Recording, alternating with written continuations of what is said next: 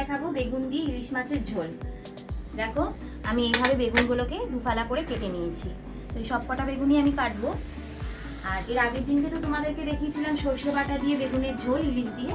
তো আজকে দেখাবো জিরে বাটা দিয়ে বেগুন দিয়ে ইলিশ মাছের ঝোল। ফ্রেন্ডস, এখানে আমি ইলিশ মাছ নিয়ে নিয়েছি আর ইলিশ মাছগুলোর মধ্যে আমি এখন নুন হলুদ মাখিয়ে নেবো।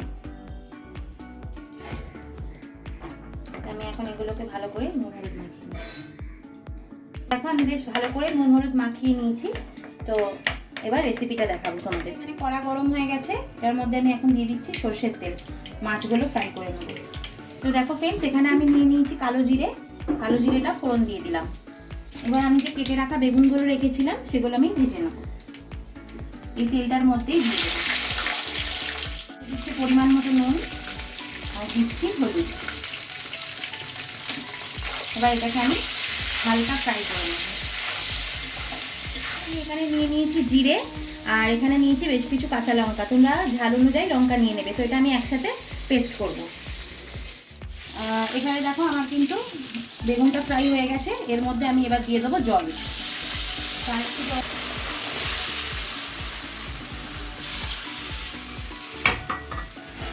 তো এই জলটা একটু ফুটে গেলে আমি এর মধ্যে দিয়ে দেবো বেগুনগুলো।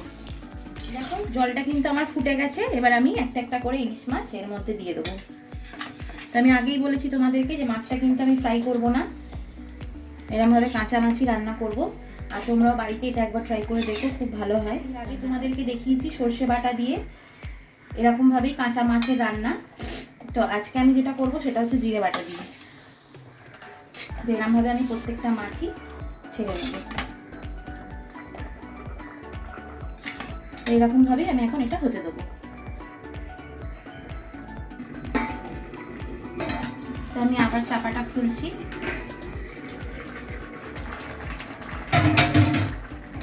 তো দেখো ফ্রেন্ডস, মাছগুলো কিন্তু সুন্দর সিদ্ধ হয়ে গেছে। এবার এর মধ্যে আমি যে জিরেটা আর ওই লঙ্কাটা পেস্ট করে রেখেছি, এই যে জিরে আর লঙ্কা বাটাটা, তো এটা আমি এটার মধ্যে দিয়ে দেবো। কিছুই মশলা কিন্তু লাগে না এটা রান্না করতে, বাট স্বাদ হয় খুব সুন্দর। তোমরা বাড়িতে কিন্তু বারবার বলছি বাড়িতে একবার বানিয়ে দেখবে রেসিপিটা। আর আমাকে অতি অবশ্যই কিন্তু কমেন্টস করে জানাবে যে কেমন লাগলো রান্নাটা। দেখো 3 মিনিট ঢেকে রাখবো। দেখো এখানে আমি ঢাকা দিয়ে রেখেছিলাম, ঢাকাটা খুললাম। দেখো এক পিঠ করে কিন্তু সিদ্ধ হয়ে গেছে। মাছগুলো দেখলেই বুঝতে পারবে যখন আমি উল্টাচ্ছি। এটা আমার ভাজাই ছিল। এখন এটাকে এইভাবেই আমি আবার চাপা দিয়ে দেবো। ফ্রেন্ডস, রান্নাটা কিন্তু আমার কমপ্লিট। তো তোমাদের কেমন লাগলো অতি অবশ্যই কিন্তু কমেন্টস করে আমাকে জানিও। আর এটা আমি এখন সার্ভ করব, তোমাদেরকে দেখাবো।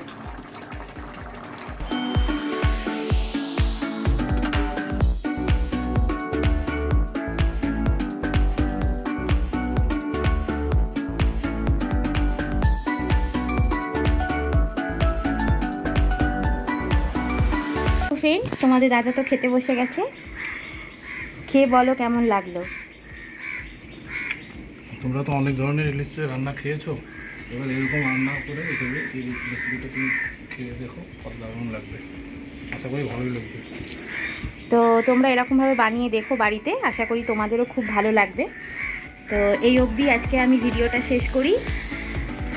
তো সবাই কমেন্টস করো, লাইক করো, শেয়ার করো, আর চ্যানেলটাকে কিন্তু সাবস্ক্রাইব করে নিও। Thank you.